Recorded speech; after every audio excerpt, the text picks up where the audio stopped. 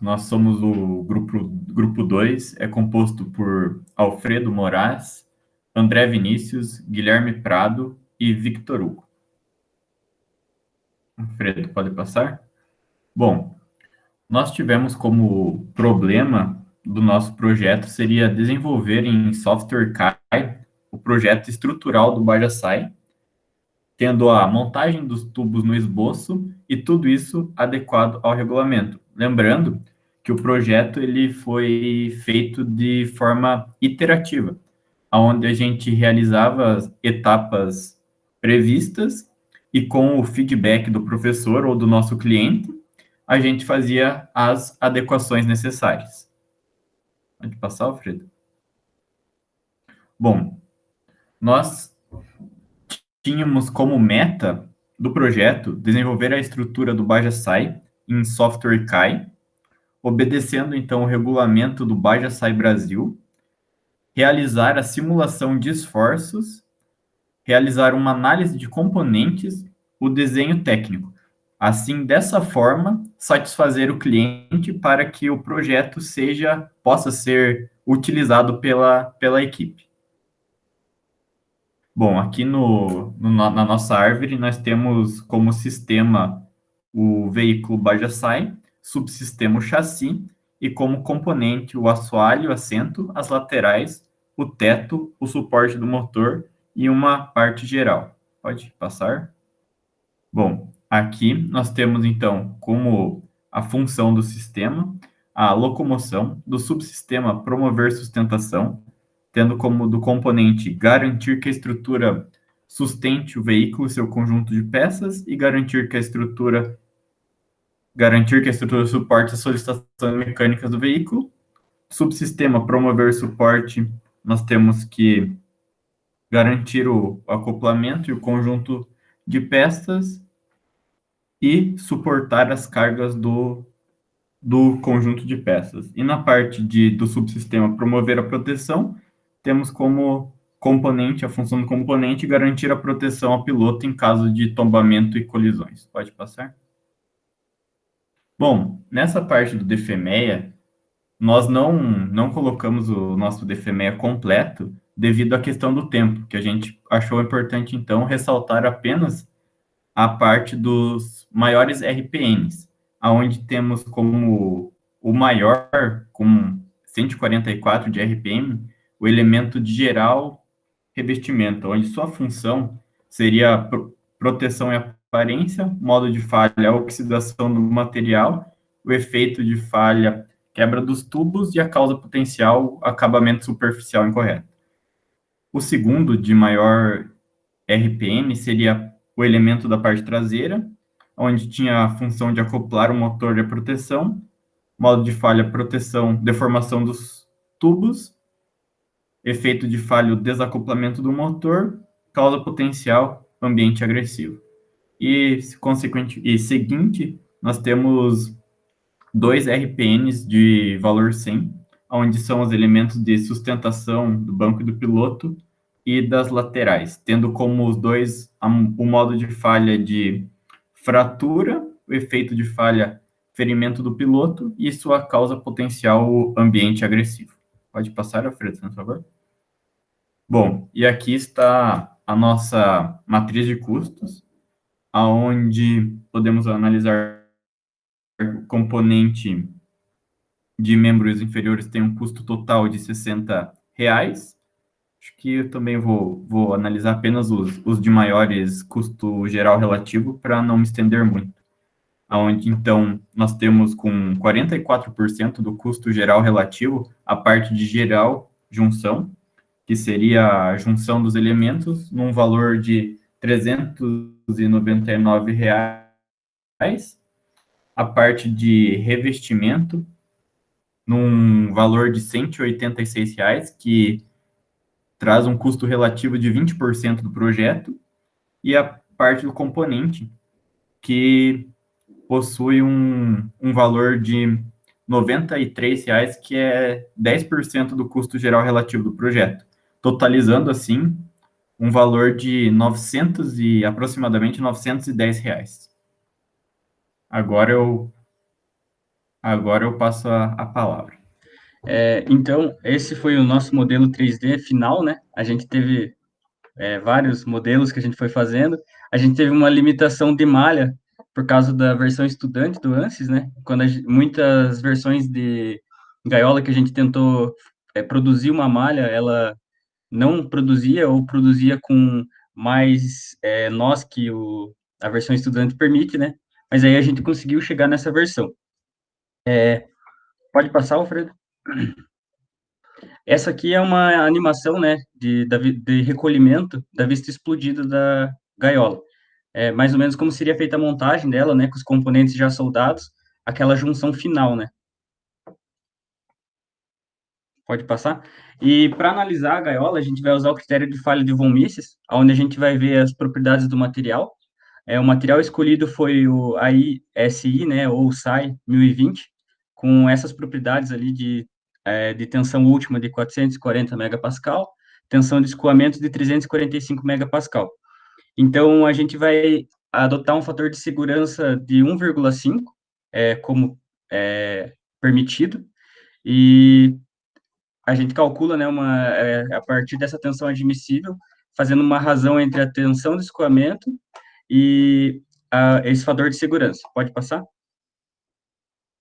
Então, como que foi feita as determinações das cargas, né, para fazer a simulação? Porque a simulação, ela é feita de uma análise estática, onde são aplicadas cargas em alguma parte do veículo, né, no chassi ali, e na parte oposta, ela é fixada, né, onde seriam fixadas a suspensão. Essa determinação das forças, ela segue o teorema trabalho-energia, né?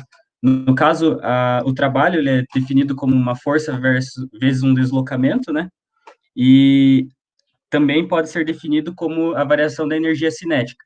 Então, a gente considera uma velocidade final de zero, né? Considerando o impacto, onde o veículo ele tem uma velocidade inicial, ele acontece o impacto, ele chega a uma velocidade nula. E nesse impacto, ele percorre uma distância s, né, num tempo t. Esse tempo t é considerado o tempo de impacto. Em muitas literaturas eu vi o pessoal usando o valor de 0,25, 0,3.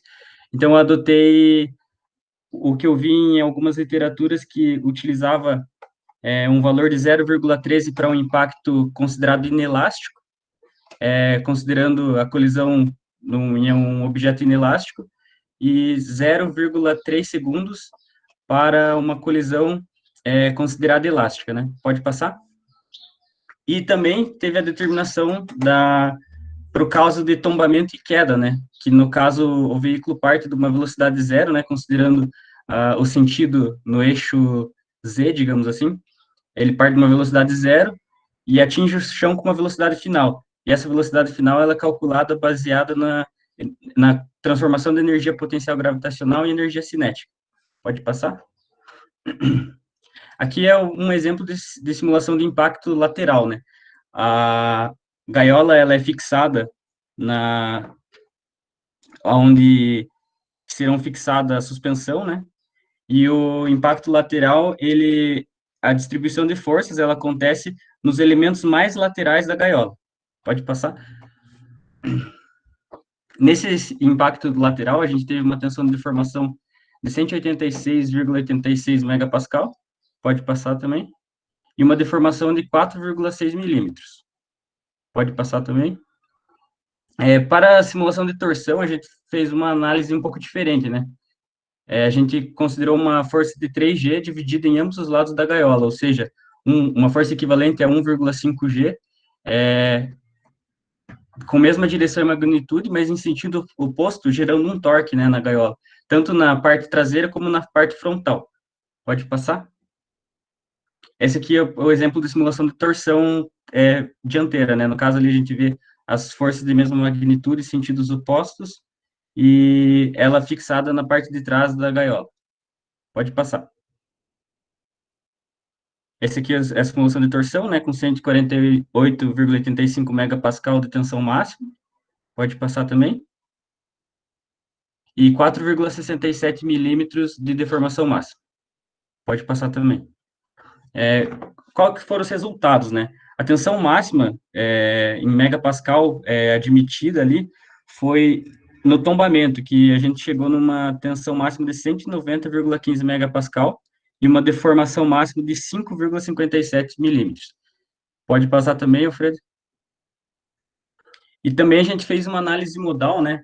Onde a gente coloca a gaiola fixada e a gente vê as frequências naturais da gaiola, né? Os primeiros 6 modos de vibrar. No caso, o primeiro modo de vibrar é o mais importante de todos e ele deve ser evitado.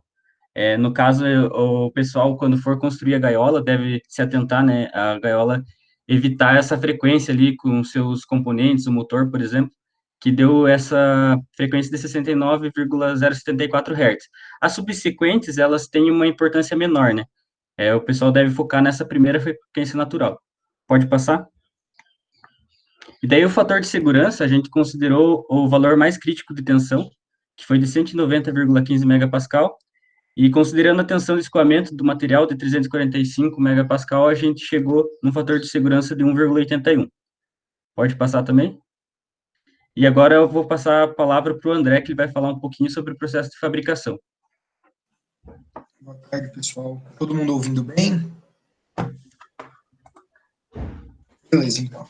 Os principais processos de fabricação que a gente vai ter para o Baja ali, para a gaiola, são o corte dos tubos, a dobragem dos tubos, a soldagem dos tubos, o acabamento das soldas e a inspeção. Pode passar, Alfredo, por favor.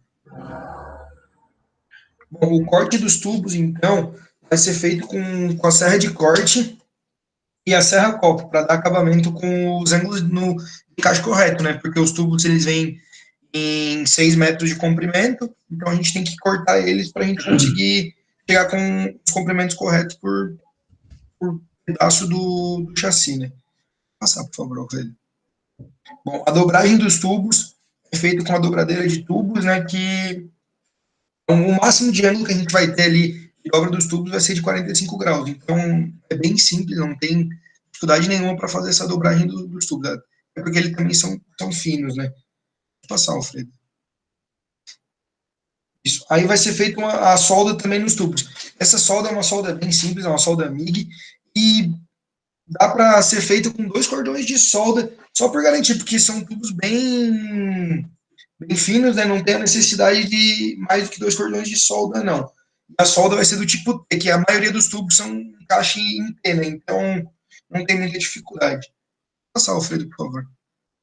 O acabamento também vai ser feito com a lixadeira, só para dar um acabamento e poder ir para a inspeção. Daí, passar também, por favor. Aí. A inspeção, daí seriam 2 inspeções, né? Uma de líquido penetrante nas soldas, para inspecionar, ver se tem ar dentro da solda ou não, né? Se foi bem feito ou não. E uma outra inspeção, que é uma inspeção destrutiva, daí, que é o que faz parte do regulamento SAI, daí eles pedem isso. Que pode passar, Alfredo, por favor. Isso, que daí é a peça angulada ali com ângulo de 30 graus e o cano de 150 milímetros ali. E a inspeção nada mais é do que seccionar essa peça, né? Conferir se toda a penetração correta e se está tudo uniforme as soldas também. E aí mais uma outra inspeção, que daí é um ensaio destrutivo, que também é citado no regulamento do Baja, que é para soldas em T, né, que é o que a gente vai utilizar ali. Então ele pede para pegar uma peça, soldar ela em T, igual tem o item ali, e aí ele é um ensaio que submete a peça com o intuito de romper a solda, né? E esse ensaio pode ser feito com uma força de tração ou de flexão. Isso aí fica a critério de quem for ensaiar. E após o ensaio, tem que ter falha no material de baixo, não na solda, né? Então, sei lá, se você for fazer de flexão ali, você vai puxar o cano da parte de cima. Ele não pode soltar na solda, né? Ele tem que causar desgaste ou romper no cano de baixo, não no cordão de solda mesmo, porque senão quer dizer que a solda não é aprovada, e aí a gente tem que rever todo o sistema de solda. Pode passar, Alfredo. Agora eu passo a palavra para o Alfredo.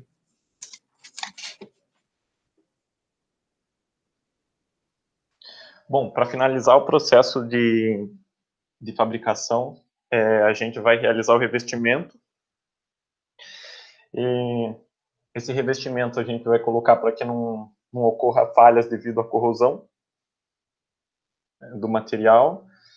E esse processo, ele inclui todas as etapas da aplicação da tinta, que envolve o preparo, o condicionamento e a aplicação. A tinta ela deve ser aplicada sobre a superfície sem impureza. Caso ela seja aplicada sobre a impureza, ela pode causar falha no revestimento e também futuramente ela pode ocorrer um descascamento na pintura. Por isso que é importante que cada etapa da pintura ela seja feita de maneira correta. E como a gente pode ver lá, ela tem o maior RPM no nosso DFMEA. Então, esse processo é bem importante para o projeto. Geralmente, esse processo ele segue a seguinte sequência, que é a inspeção prévia das condições gerais da superfície, aplicação da tinta de fundo, que seria responsável pela primeira proteção ali contra a corrosão, a tinta intermediária, que aumentaria a espessura do revestimento e também garantiria uma melhor adesão para a última etapa, e aplicação da tinta de acabamento, que funciona como uma primeira barreira contra a corrosão. Bom, o processo de pintura que a gente escolheu foi o processo por aspersão simples, que para realizar esse processo a gente precisa de um compressor, uma pistola, uma mangueira e o reservatório de tinta. Esse processo ele deve ser feito em ambiente fechado, para que não ocorra perda de tinta e nem falhas no material devido à presença do vento. E para garantir um bom acabamento, a aplicação deve ser feita por um profissional experiente. E a tinta que a gente escolheu para ser aplicada na gaiola é uma tinta acrílica, que ela proporciona uma boa adesão, um bom acabamento e uma boa resistência. Aqui outras sugestões de pintura, a gente escolheu o outro devido ser bem mais barato e ter uma qualidade boa, mas tem a pintura eletroforética, que seria mergulhar o nosso item num tanque de tinta, e a pintura à base de pó, eletrostática. Bom, agora eu vou apresentar o desenho. Deixa eu abrir aqui. Esse é o nosso desenho técnico. Primeiramente, a vista explodida. A gente procurou separar em 7 itens para não ficar muito poluído. Que seriam, a gente separou em 1, traseira, 2, lateral esquerda, 3, frente e teto, 4, corta-fogo, 5, suporte do motor, 6, chão e 7, lateral direita. Todos esses componentes juntos, eles chegam a aproximadamente 50 quilos. E aqui na nossa lista de itens aqui da vista explodida, a gente tem detalhado quanto pesa cada um. E aqui na legenda a gente pode ver também que é todo feito com aço SAI 1020, como disse o Guilherme, e o diâmetro do tubo é de 25,4 milímetros e uma espessura de 3 milímetros. Bom, aqui na nossa segunda folha de desenho a gente tem alguns detalhes na inclinação aqui para montagem, para a união das peças, e algumas tolerâncias também. A gente tem essa primeira tolerância aqui de inclinação, que a gente colocou que aqui ele está perto, esse ângulo aqui de 41 graus, ele está perto do limite máximo dele, então a gente colocou uma tolerância ali para que garanta que esteja dentro da norma, o bajo. Aqui para tolerância de paralelismo, a gente colocou para que não haja alteração nas forças de torção que vão ser realizadas. E para garantir o dimensionamento, a gente colocou um uma tolerância de dimensionamento geral no nosso baixo. Bom, em sequência a gente tem detalhado cada item, que a gente tem o item 6, que é o chão. Todas as medidas detalhadas. Aqui é o item 4, que é a parede corta-fogo, também, tudo detalhado, separado. Aqui a gente tem o item 2 e 7, que são as laterais esquerda e direita. O suporte do motor, item 5. Frente e teto, que é o item 3. A gente também teve que adicionar essa barra de 828 milímetros aqui, porque ele estava causando uma deformação maior na torção. Daí, para estabilizar essa deformação, a gente inclui essa barra. E para finalizar os nossos desenhos, a gente tem a traseira. E seria essa a nossa apresentação de hoje. Queria agradecer a presença do professor Aldo e agradecer ao professor Davi também.